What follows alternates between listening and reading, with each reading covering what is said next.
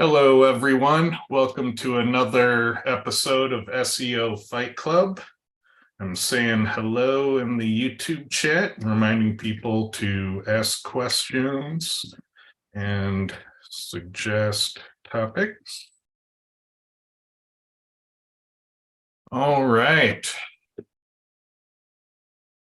So let's see, where are we at? So there's an interesting news coverage the other day on domains, and that John Mueller was suggesting that anything other than reputable top-level domains is something you should avoid. And what's so interesting about that is for years and years and years, they said that top-level domain choice is not a factor. So again, Google with contradiction. And what's totally interesting about this is, now that Google has seemingly told a lie in the past, and now it's come out that top-level domain does matter, we can look at the groups and people who did studies that said, hey guys, you should know this, top-level domain appears to matter. And there are people like Bill Hartzer who did research on that and found that out, 2-3 years ago? And SIA, now SEO Intel, has done that research and their community called it. Clint, what are your thoughts on all that? Bill actually he sponsored that test. He bought the domains for us, and then we ran it at SIA. So that was a collaboration. It wasn't two separate ones. And then he presented it at, I want to say it was PubCon where he presented that. So on a scale of it's a little factor to if you get the wrong one, you're fucked. Like, where are you on this as an issue? You're okay with the test that we saw, like .com and .net. You're okay. Info.org. You're okay, but kind of pressing your luck, and then everything else you're just throwing money out the window. That's kind of how that test results looked out. It was surprising is actually the .net did better than everything, if I remember that test right. What's interesting is about 5 or 6 years ago, I know Roman Barnes was doing some testing. He was doing a lot of PBN stuff at the time, and he found even back then that there was vast differences in like indexation rates, the speed and the total for PBNs of different TLDs. So what was the metric you guys used in your test, to say, these one, was it indexation or? We did indexing and then ranking. Yep. To see if there was one, we wanted to know if they were all indexed, and then we wanted to know, is there a preference in the algorithm for one over the other? And they all eventually indexed. We had to hammer the shit out of them, but they got them all indexed. And then the ranking part, that's where they definitely set themselves apart. So Google, yes, it doesn't matter. Google will read and find them all. And if it's, back then, if they find it and you do enough, it'll index it. But if you're in regards to ranking, in particular for google.com, unless you're coming with .com, .net, or .org, you're already setting yourself up right off the bat. So you tied one arm behind your back. Yep. Well, let's see. We got a suggestion here. How about you give the episodes a descriptive name? Sometimes I have a hard time finding the exact episode. The ones that are about a topic, we do that for.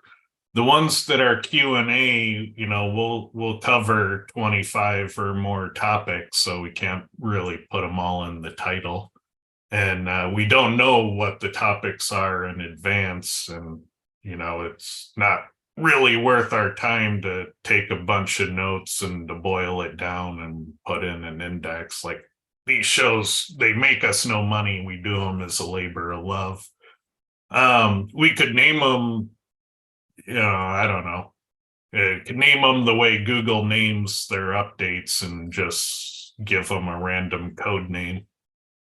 That way you could tell them apart, but not necessarily know what's in them the same way you can tell Google updates apart and not necessarily know what's in them.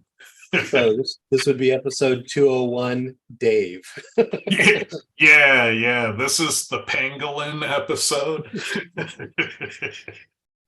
I don't know. What do you think, Clint? How can we name better? Is it worth doing? I mean, for the Q&As, it's kind of not worth. I stopped doing it too. I know that like Brad and Adam over at what's it, Semantic Mastery, they take theirs and they bust them out in the smaller videos. It makes sense. So like we'd have that topic we just talked about, they would take that one little segment and then make another small video out of it. But those guys are making money off of their YouTube channel. So yeah, so they have a business model that rewards doing that. Yeah. Yeah, we don't. We're just here answering questions. But we'll think about it. Maybe there's a creative solution we haven't thought of yet. But we're open to the idea. We're just not open to the idea of spending a lot of time on it. If there's anyone who wants to volunteer to do that, I mean, we volunteer our time. Have someone volunteer their time to download it and split the episodes up. I'm sure Ted would appreciate that. Or make a timeline, a description timeline that you can just copy and paste into the descriptions for us. That would be cool. Yeah, there used to be someone who was doing that. They'd come back with a time index as a comment to the video. If you do that, I'll give you credit in the video. I'll even give you a link in the video description. So, first one to do nice time index and title suggestion for the video in the video comments gets it put in the description with a link. So I'm not opposed to sharing the glory. So do backlinks still work? I'm just evaluating opportunity. And I'll probably call you out on future episodes, so you'll get honorable mentions from time to time too. All right, so let's see. What do we have here? In e-commerce, how can I, at scale, find out what keyword a page should be optimized for? Well,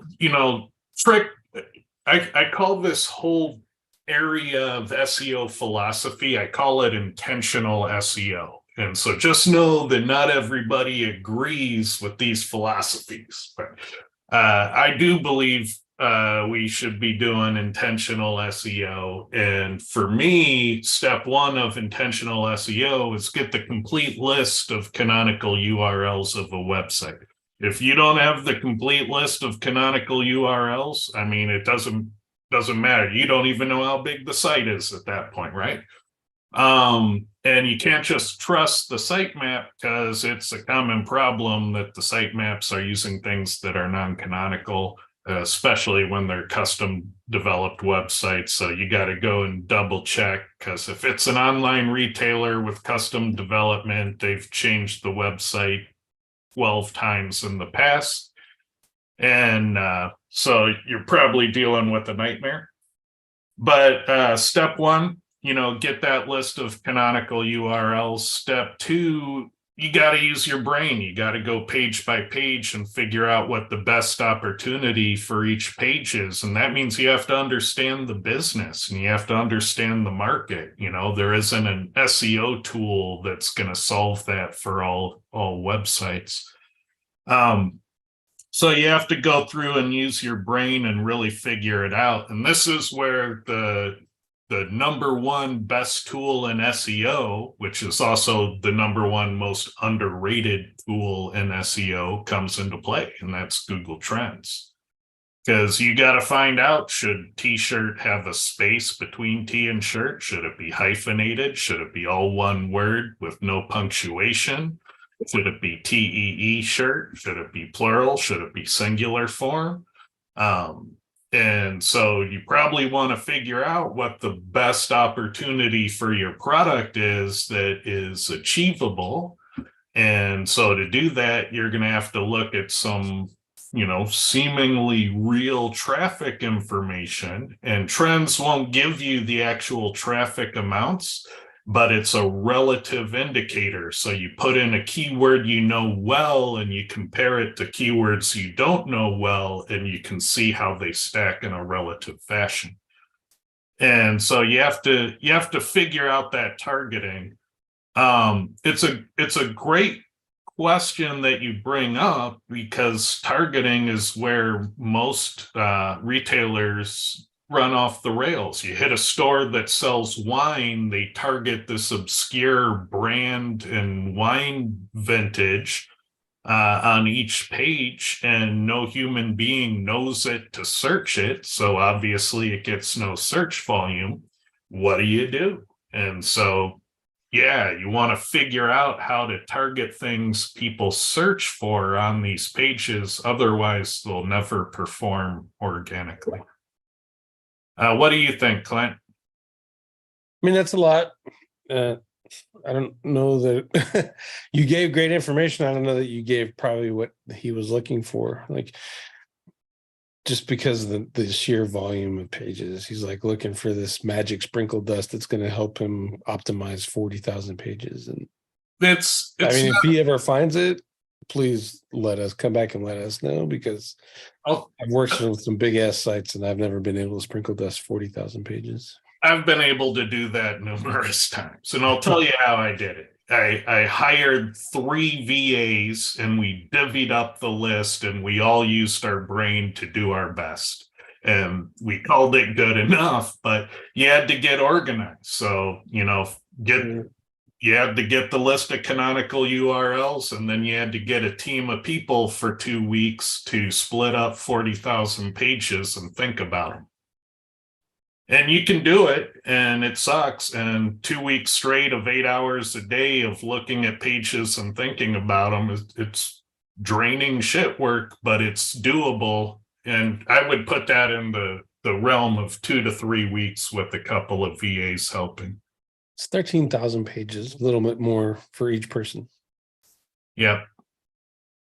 And it's, when you get there and you see, oh, it's an orange scarf, you can kind of figure that out and make notes. And right, but that's all. What you'd end up doing at that point would be what? Title tags and meta descriptions.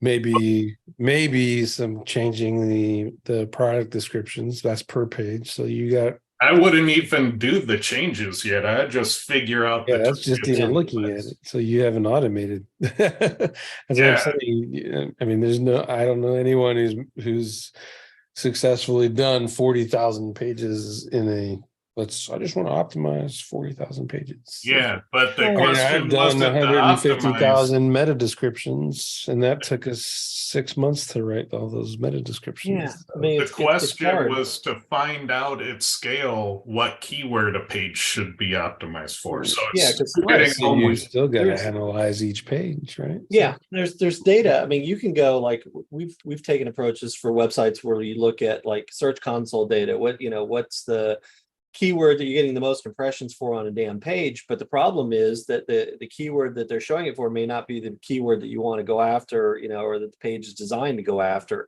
So you're still back to you have to fucking think about it regardless of what tools come back. And there's no easy way to do that. There's no automated way. You can use some tools or some approaches, even Ted's divvying it up. It's like, all right, you take this category, Clint, you take this category, Lee, you take this category, and go through it. But it's still, a lot of, you got to use your brain, and using your brain at scale means you need bodies. Yeah. I mean, I did the math with 4 VAs, and I think it was 4,000 pages each. So you're looking at hiring, if you want to do it in a reasonable amount of time, at least 10 people, give 10 people each a set of pages, and then expect them to have to go. You want to look for one page, and the keyword that one page should be ranking for. What is that? I mean, reasonably, Search Console, Google Trends, a little, human pace, about 30 minutes a page. It's still a lot of work. Yeah.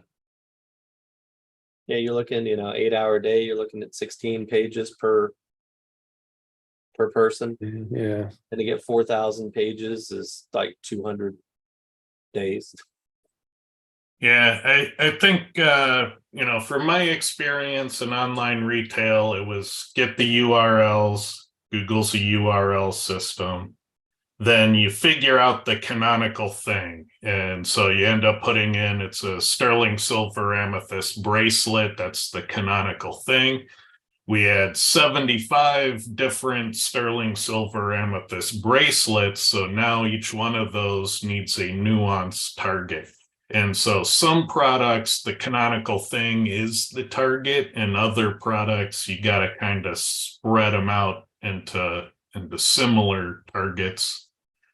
But I think throwing people at it, people and brains, is your best hope. If anything, you've certainly scared people off of taking on large clients, large sites. A lot of work. All right, let's see. Most keywords are right, but I want to find the ones that I do not have the good keywords. Well, those, that's kind of a tricky game. Like, you could find a really good keyword that's going to eat up a ton of time. And, I tend to refer to those as white whales. And then ecom, the one that I spent way too much time trying to get was yoga pants. It was just a little bit out of my reach, and I was spending too much time. I could have gotten 10 or 20 other keywords with the time I was spending on it. Sometimes what you want to do is raise the floor up first, because that's going to help the business the most, the easy work that gets instant impact. And then, once you've raised the floor up, you'll probably have an easier time taking on those white whales at that point, when all your pages are indexed and gathering real traffic and performing. Going after the white whale too soon, I think, could be a mistake. But all situations are different. Any thoughts on white whale keywords? Yeah, I'm kind of there with you. I mean, there's a lot of our egos will let us or force us to try to go after things that we probably should just leave alone. Well, the thing is, I found that in talking to a bunch of different SEOs over the past week about how do you determine what keywords you go after, there's a lot of different philosophies. If I'm in position 4 for a keyword, it's like, man, if I could just get it up to 1, I'd get a lot more clicks. I'm right there on the threshold. And some people are like, no, I want to target the stuff that's on, page 2, those sort of things. Or, Ted's goose egg SEO. Let's just go after the pages that aren't doing crap and, get them from 0 to 1. I mean, there's a multitude of different things, but part of what sets up the different philosophies is what you're good at. If you're good at on page, you're going to look for on page wins. If you're good at off page, you're going to look for off page wins, or things to move those. And it also depends on the client as well. Clint, your particular one where you took 6 months to go move all those pages. The client had to be willing to wait for 6 months. They said, no, I need it done in 60 days. Well, do they have the budget to throw that many bodies and things at the problem? So there's a lot of considerations that goes into what strategy you use to, pick a keyword or, what to go after. Let's see. Any tips, tricks, can share experience replacing someone with the same name as yours in the knowledge graph? I've never had to do that before, so that's outside my wheelhouse. Have you guys had to fight someone for a knowledge graph entry? No. I tried it for my name. There's an actor. I actually called him on the phone. He's a decent guy. So, but it's really I think really it's because he's listed on that actors. What's that? Oh, IMDb. Yeah. Yeah. So he's locked in there, and his was the first one. And I think no matter what I do, it would probably just default to him the whole time anyway. So, but I've never been able to successfully move him off either. So, And Yeah. it would suck if you shared a name with like Brad Pitt in SEO or something. yeah. That would be a raw deal. Yeah. Yeah. I mean, Ted, you've got such a unique last name. There's only like 12 Kabitises globally. If you can't pop a knowledge graph, it's like, Yeah, there's more than 12, but yeah, it's comparatively some names are easier than others. yeah. I think there's a guy was named Jason Barnard. Is that him? He talks about a lot of the knowledge graph stuff. So I would look him up if you're trying to do that and see if there's any information on his blog that will help you. All right, let's see. Will Google's new SGE take our clicks away? What does SGE stand for? That's Search generative experience. Ah, okay. So the AI embedding into search. Yeah. I don't know. I would imagine so. Like Google's been reducing the size of page one and putting more and more above the fold and putting ads at the bottom by the pagination and sometimes sticking ads in the middle. So the takeaway has been going on for You years. don't have access to it yet? The Bard one? Yep. I haven't looked at it yet. Haven't had a chance. So the new one is they actually cleaned up the search results. If you want to let me share screen, I'll show Oh, you. yeah. Absolutely. Let me figure out a good keyword. DUI lawyer Los Angeles is a popular one. Yeah. Or yoga pants. More games. Not gonna enable. SEO Yuma. So by default, it comes out like this is local. Comes out like this. Is actually this ad placement is new, so they're trying to figure out the monetization. And for most terms, especially in local, it looks like this, right? So you open it up, you see the ad, you can do the generative, and then you get the map stuff.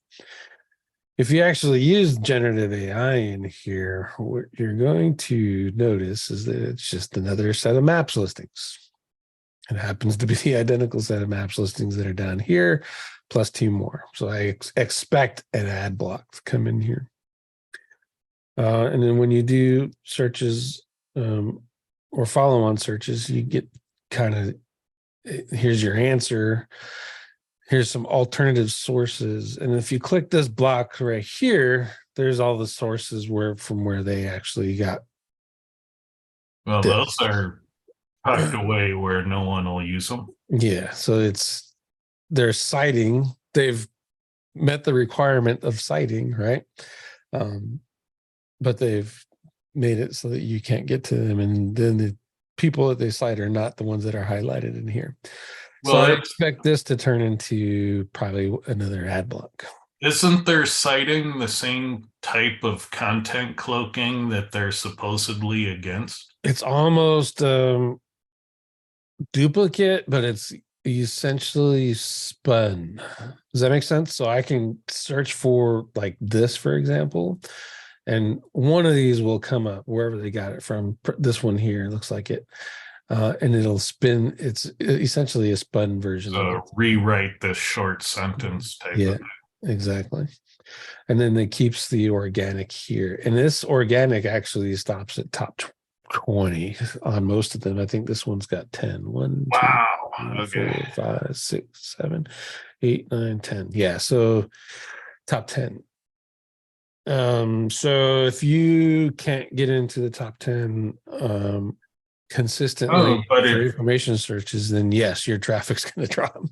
on the ask a follow-up, can you do something like, say, write an article based on these search results? Google is not a Bart is not an article creator. So write an article based on these search results. And what you should get, if it's consistent with what I've seen, is just like this 300 to 500 word bleh, right? There you go. Well, I'm trying to figure out, is it aware? Can you, let's try, put the search results in an HTML table.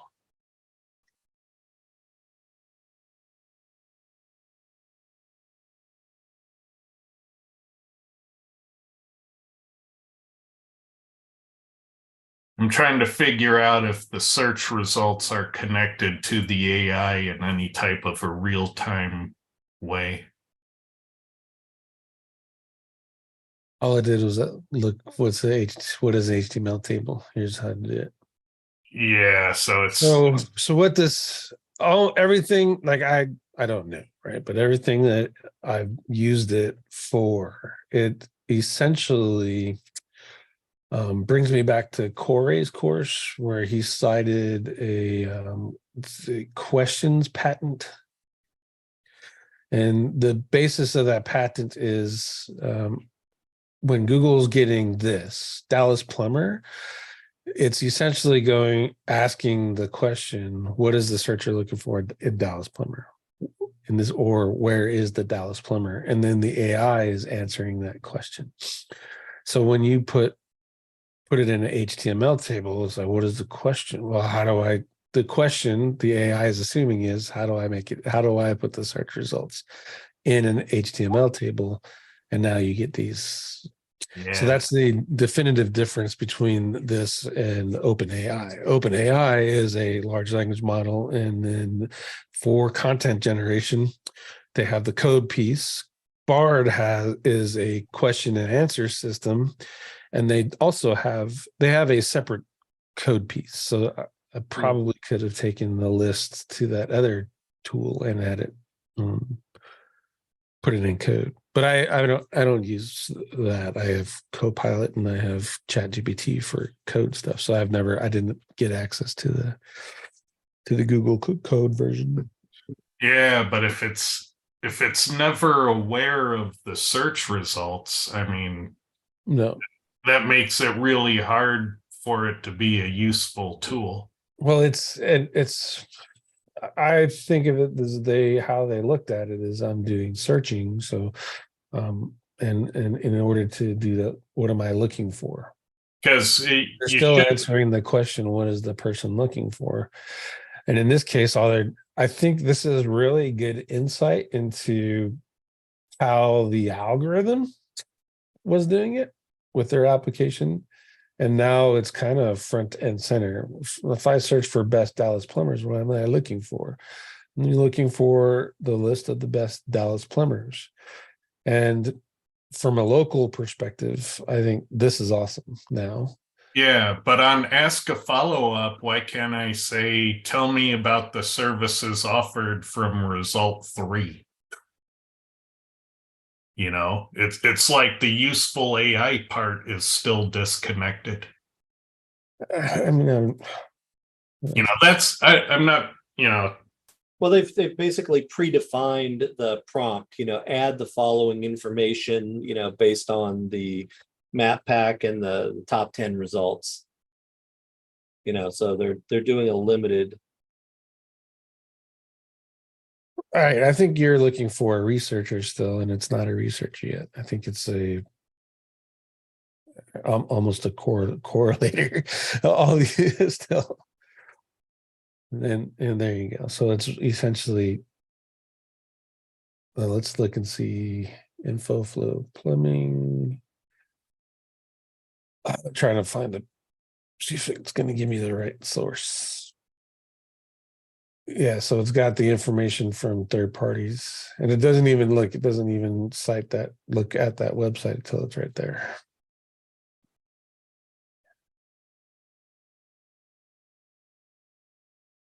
From a branding perspective, this kind of sucks ass because I can search for Coke.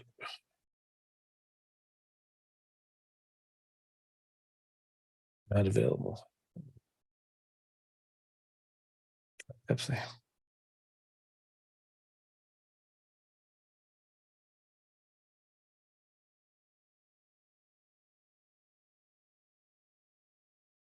So it says Pepsi, Pepsi, Pepsi. If I come here and I'm looking for research about Pepsi, one thing that I would expect is the link to Pepsi. Right? It's not anywhere in here. You literally have to go back here and then maybe, see, it's not even in there in the sources. So from a branding perspective, this kind of sucks, I think. Yeah. So wait, Pepsi is a big enough company that I would assume that their site has similar authority metrics, whatever the hell you want to call it, to the other cited sources. So it has surprised me that they're not in there. Wouldn't surprise I think it's a brand thing. Like if I look up Honey Witcher, I think the implication is that I'm trying to find Honey Witcher, right? So why would I? Now you've given me this things I got. It's kind of the age old with local, right? If I'm looking for a plumber, then why the hell are you going to give me 10 directories of lists of plumbers? I want a plumber. Give me the plumber, which is why I think Maps is so people are just tired of looking through this list of Angie's List and all that other shit. In this situation, I'm looking for Pepsi. What is the question? Who are Pepsi? Tell me about the Pepsi brand. You would think that its number one cited source would be the Pepsi website because you're representing the brand. Yeah, this invention of theirs, it strikes me as a more complicated featured snippet. Yep. And I just feel like that's a football bat. It's like not a useful thing. There are uses for it with some research stuff, but there is definitely a cutoff point where you're just done with it. Yeah, I mean, it did answer what are some of the services that Metro Flow offers. I mean, it did answer we don't know if it answered it accurately, but if it answered it accurately, you don't have to go to the website. You can just, type your question there. Yeah. And it pulled it back. So, it's a summarizer. Right. And a very minimum summarizer too. Yeah, I would worry about hallucinations if it's not connected to live web data. Because Bard was telling me I think it is free connected. software and Google title rewriting. I've seen it on law firm websites, them rewriting it, saying that the law firm offers free legal services. Things that are patently untrue in those hallucinations, which is why they need to get interactive with live data. But I think what it's doing is it's interactive in a very, very minimal predefined sense. And so you're looking for, hey, I'd like to go and explore, and it's not built to allow you to explore more than, what it shows you. Yep. So it's almost like you're trying to put in a new prompt and it's relying on its predefined prompt to pull the information back.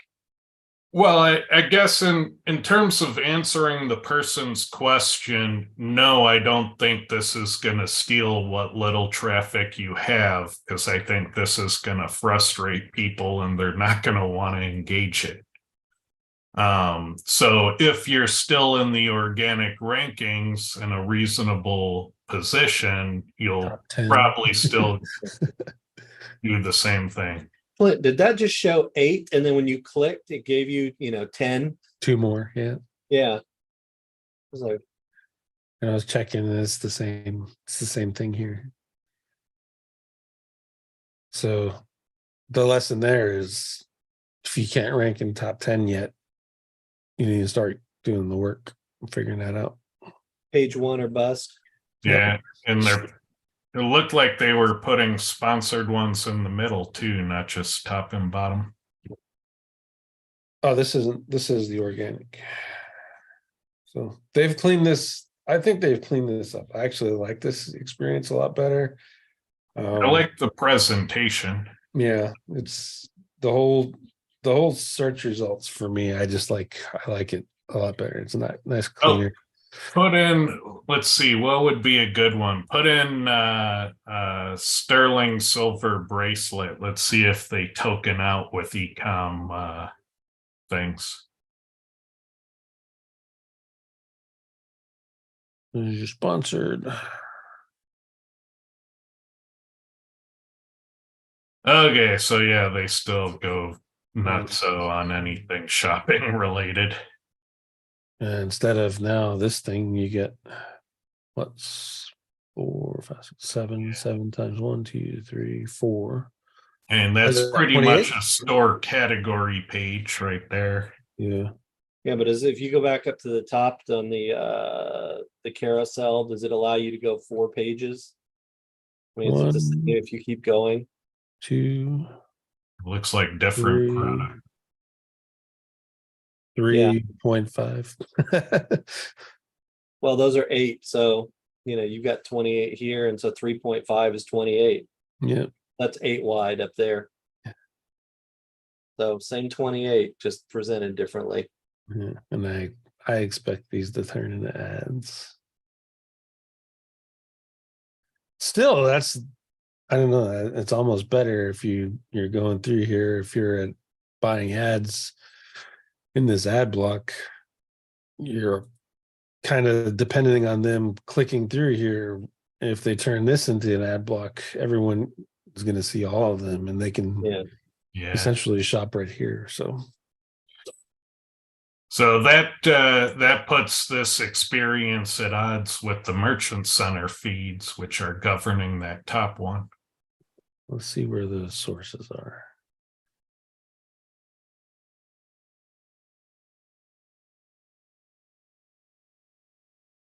And then they bring this right back for the sources.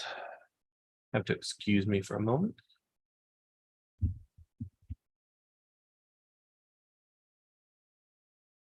See if they mix it. Yep. Yeah, so there's definitely going to be ads here.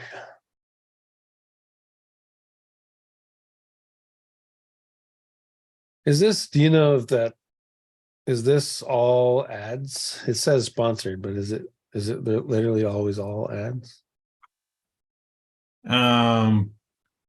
Well, the stuff at the top most likely is coming out of the Merchant Center, which is pay per click into these types of product carousels. And then didn't they say recently you don't have to have an ads account to be in the Merchant Center anymore. You can submit to the Merchant Center without buying ads. Maybe, and like if they have search demand, they'll show something at a 0. Yeah. It's possible. I haven't kept up with it since I left online retail. Apparition handcrafted. Let me see if that's there. $700. They're not duplicating it.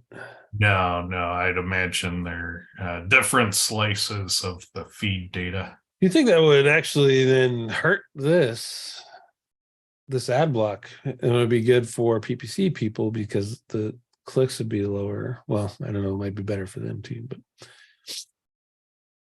they might actually hurt PPC clicks if they don't put the ads down in here.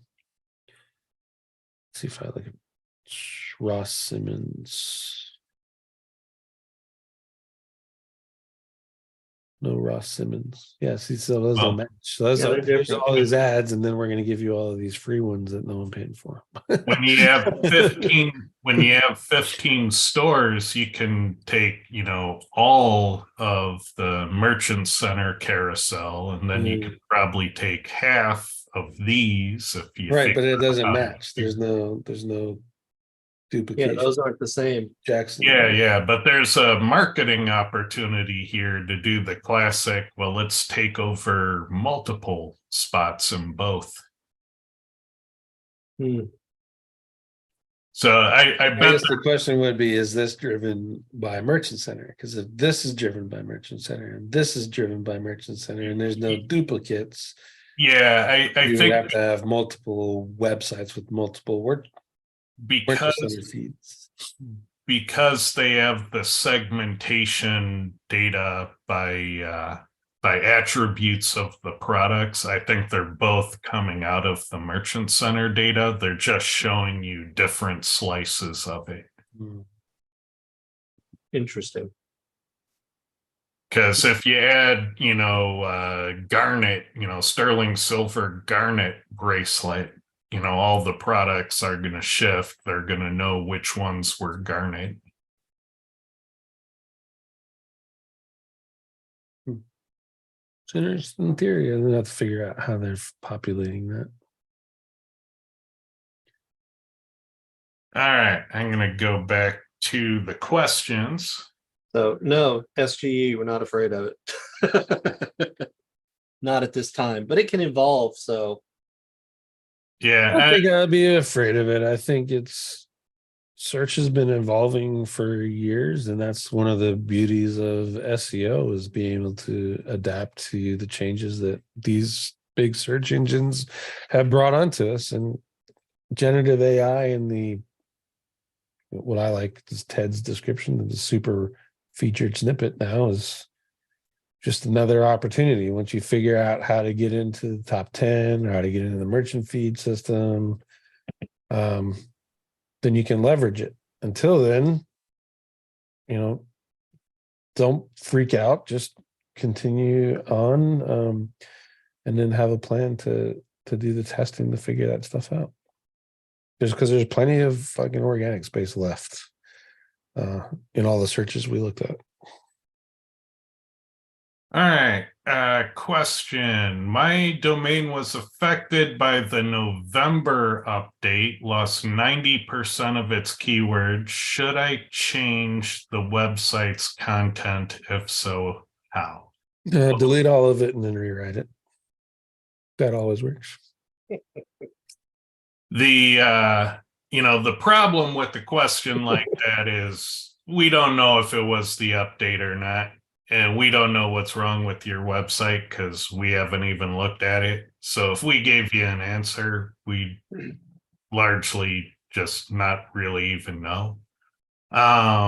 So, it could be that, changing your content in some way does the trick, but I wouldn't know if that's the case in your case. And I wouldn't know where you're short and where you're not without the data. So I'd say it sounds like you need to get some data on how your pages are different from higher ranking pages today. And it's in those differences that you'll probably get clues about what went sideways. What do you think, Lee? yeah, I think that's, it's hard to answer that. And I've looked at a few things that were hit by, updates to see what's going on there. It's interesting because a lot of times it comes down to just the fundamental stuff, a reliance on a single group of factors that got pushed down a little bit in the algorithm, and that's what you were writing. And so I think that you'd have to run core reports or using whatever tools you like to start to look at how is everybody else that are like you still ranking, what's different about them that is that you don't have. Or what do you have that they don't have that could be a problem? You have to look at both the on page, the off page, all that kind of stuff. So it's not an easy one size fits all. Let's see. Will we lose our jobs when Google takes away our clicks with the new SGE? I don't think so. There's still a marketing problem. There's still best practices. There are still things to optimize. It just looks like there's more games to play, and that, you can get your products into the SGE response as well as the boilerplate default zones. So if anything, there's one more area of the page you can optimize for. And so when featured snippet came out, that didn't end SEO. When ads came out, that didn't end SEO.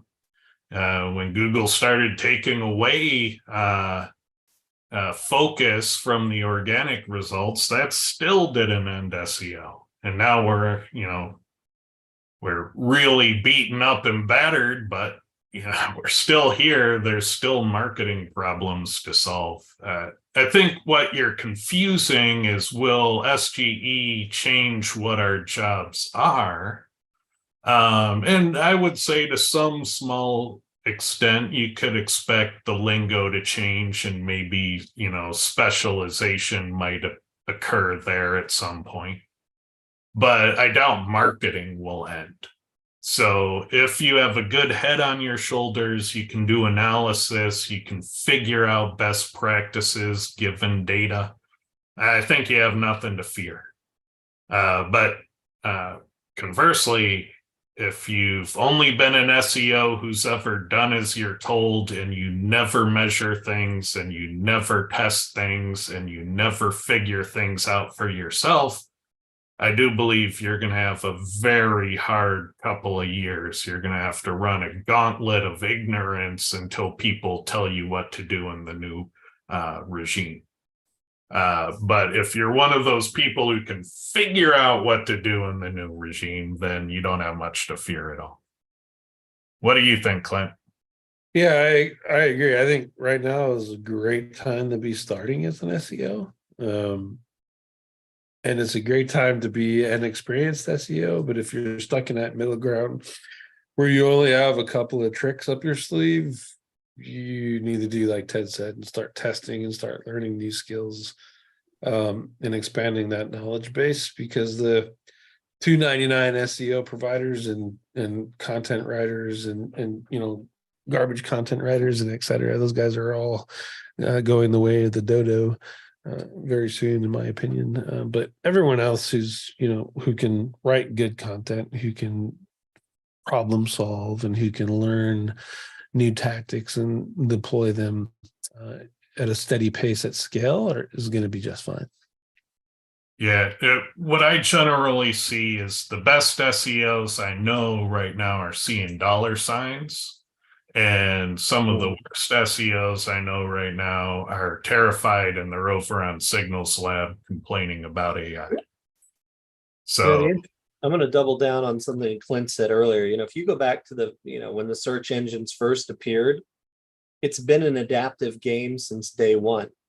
And, too often SEOs have a mindset, now, I've got it figured out, not realizing that the goalposts keep moving.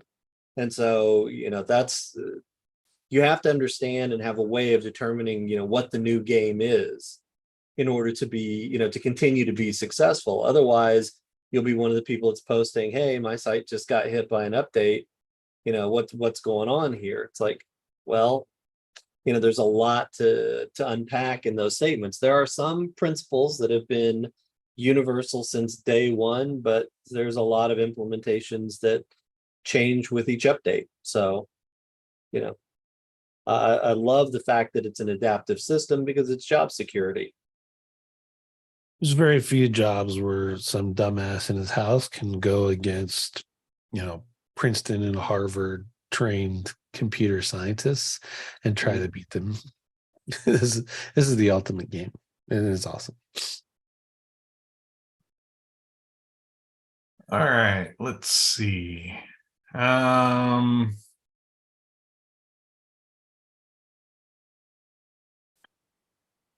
let's see. Quick question. What do you think about site navigation element schema? That seems very specific. I wonder if it doesn't have a technical role, like, oh, it's a drop down menu that changes pages or something, and you're trying to communicate it. I'd have to research what that object is, but it seems like it has a technical function. It's just used for wrap around your header. The practical application is you use it on your header, and then the site links in the search results will show what you actually have in your menu. If you don't use it, then and Google and your site becomes popular enough, Google actually just finds random pages on your website and puts it in there for you. So that's at the end of the day, that's really just turn it on for your navigation. And then you don't have, it's not a thing that you have to use. It's more of if you have a plugin that like SEO Press Pro, you just push a button and it turns it on for you. So, that's interesting. Because that's making my brain explode right now. So that can cause Google to say, oh, these are internal site links within this property or domain of properties. Right. It's like, is it exploitable? So how site links works, it's looking at the most relevant pages for your website.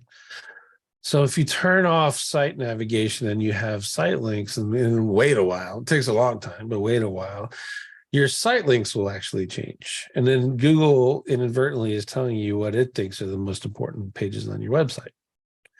And then you could, in theory, change your menus to those most important pages and then turn your site links on and it'll stay there. Just kind of redundant because Google is already doing it based off of what they think is the most important one. So but if I had a PBN and I had an external link, could I? It's only showing internals. You can't force an external link into it. But not to force the sitemap, but to add, a different classification, different trust level to a different link on the page. It doesn't work that way. All it's doing is, for what you just described, you would have to put that link in the menu. You would have to probably cloak it and have it be an internal link, right? It's got to. Side links won't show external links. They will show internal. So I need a redirect engine done. And then you got to figure out if they'll actually pop it and take it. But yeah, that's interesting. I think there's the possibility of an exploit somewhere in there. That's an interesting notion with site links. But I don't know. I haven't tested or played with that schema at all. Have you ever tried color change test for product page? Well, what do you mean color change test? There's blue versus red versus yellow. The number one test that I've always referred to when talking about the importance of CRO is the buy button on Amazon. Oh, button color. Yeah. That I have done. Orange or red, call it good. Anything else, it's confusing. And you only use that color to progress to the next stage in the conversion funnel. Yeah. So the only red things progress you to checking out towards your cart. So the red button is add to cart, red button is view your cart, red button is checkout. Red button progresses you through the funnel. And there have been tests of like heading red versus blue, that kind of stuff. Was it what is that? There is a big ass site about CRO. I can't remember the name of it. It's like CR something. Conversion experts. There's a what is it? It's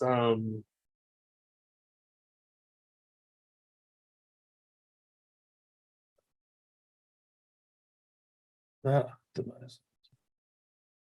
But if you make your add to cart button red and you make your customer service button red and you make your more info about this product button red, you're doing it wrong.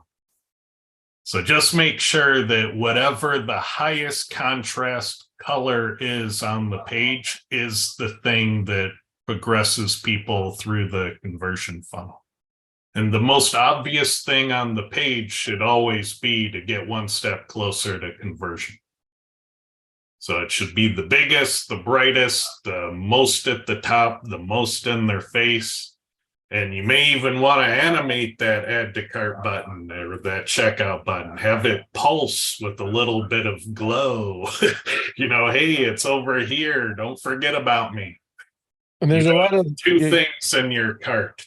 Yeah, and you just offered like a whole bunch of suggestions, and then the idea, like Amazon didn't change any of their page; they just started changing the color of that pie button, like minuscule, right? One shade of brown versus another shade of brown, and they just keep going until they found the optimal thing, and then that's when you start adding another thing, and then you do another thing. Like Ted said, hey, just go do all of this stuff. I mean, you can do all full, but then what happens? Like, was it the animation or was it the red button? Like, you gotta, those kind of, if you don't know, now you got to make two versions, one with just the red button and one with the animation, and then figure out that winner. That's one of the challenges of CROs. I can, Ted and me or Lee or even Honey, we can all sit down and say, this is what the perfect landing page should be.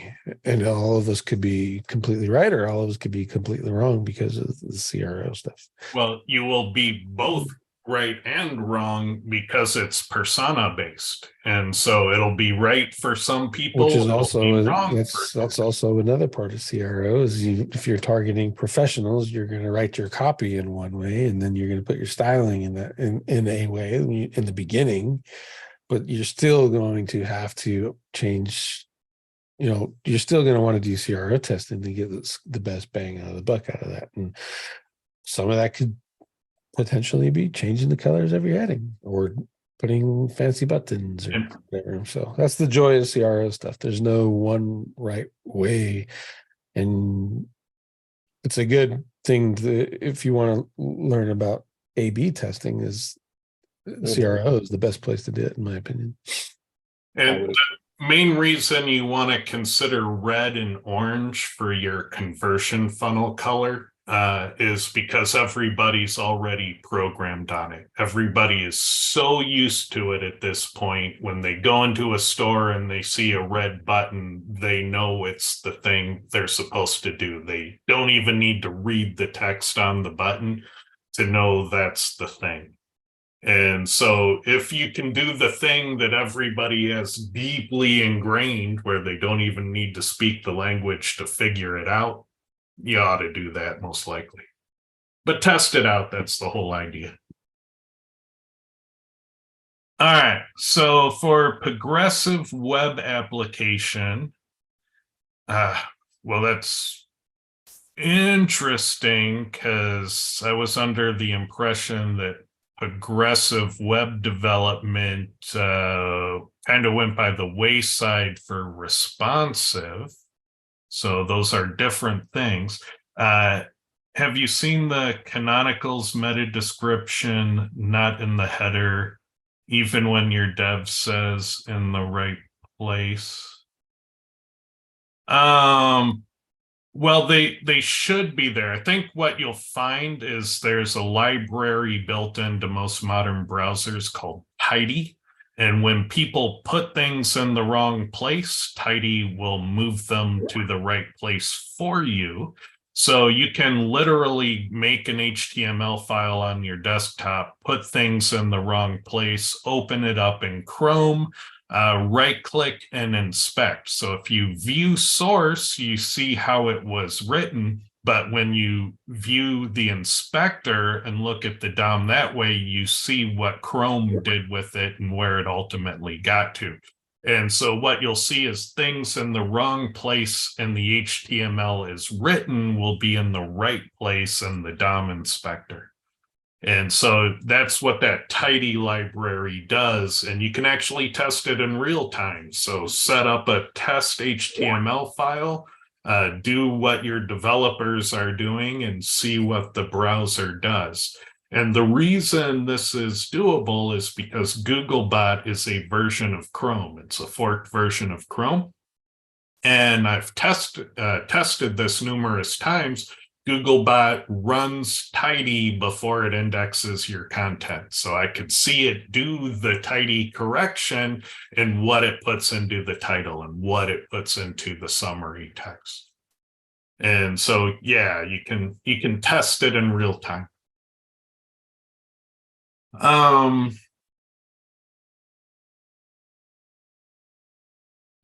Let's see, your opinion. What are the best link building agencies and services? Right now, I'm fond of press releases because they're arguably white hat, all legitimate businesses are doing them. If you are careful and cautious and don't go nuts and you do them properly and you don't mislead searchers, and I would even opt out of a lot of the SEO upsells that the press release companies do. Anecdotally, I hear lots of stories of, the fully loaded SEO press releases only last 3 months or so before getting heavy decay.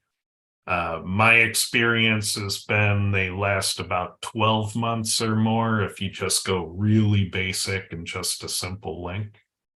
But who knows, could be the services too. Any thoughts on that?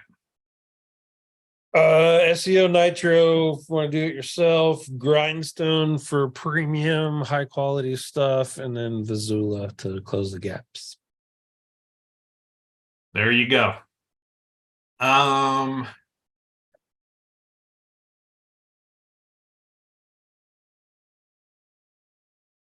So since SGE is now showing products for Merchant Center, we need to know how to optimize the Merchant Center, right? Well, if you didn't before, you probably don't need to now. And we're only guessing that it's coming. It makes sense. The data presented is similar for both. So Ted's making an educated assumption that it's coming out of there. So first you got to answer the question, is it coming out of the Merchant Center? It would be funny. It would be funny if Bard was inventing products that don't exist. or creating those review stars and stuff. Yeah. Yeah, fake reviews from Bard even. Yeah. So so first verify that it's actually doing that.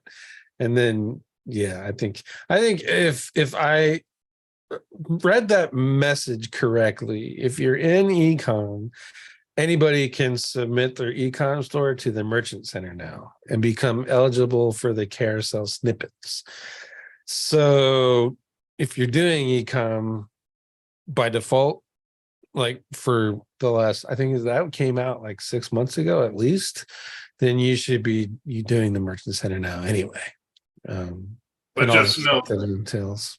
Product feed management is a lot of work. Don't go running into that if you're just an SEO consultant. It's a whole second job if you open that can. Yeah, I would research it, find out if it's true. If you have a ecom client and say, hey, Google made this available to you, it's outside the scope of my SEO work, it's going to cost you this much more to do it. It's kind of how I would handle that.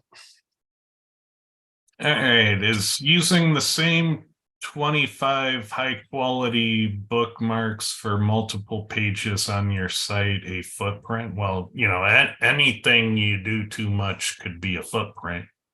You're using the high quality bookmarks though. Don't let your intelligence override your common sense. It's kind of how I would question that. Like if I go to my 25 social media properties and I share my blog post, did I create a footprint because I use the same 25 every time I share my blog posts? That's kind of, think about it that way.